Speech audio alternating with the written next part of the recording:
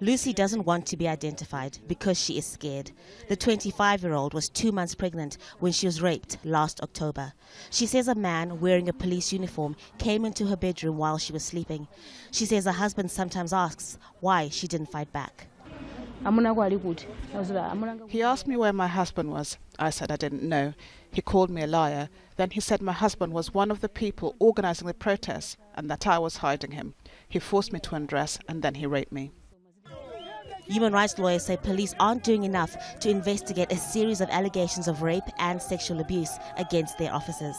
The attacks happened during months of protests in several parts of the country following the result of the presidential election last May. At least one police officer and a civilian were killed in some of the violent protests. Out of these 17 women, one was actually sexually assaulted, and we're talking of 8 that were sexually abused. This includes fondling, breast groping, all kind of stuff. Then we have again 8 that are said to have been sexually, molested through rape violence. Police say the allegations are still being investigated and no arrests have been made.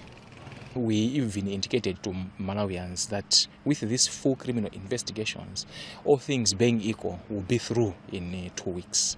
However, all things were not equal because some of the investigators, some of the complainants, the survivors, were not forthcoming when they were needed by our investigators to get more from them.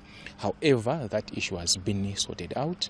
Investigations are going on smoothly, and we are very much sure that any time from now we'll have the criminal investigation report out. MSUNDWE village, where some of the women live, saw some of the worst violence following the election.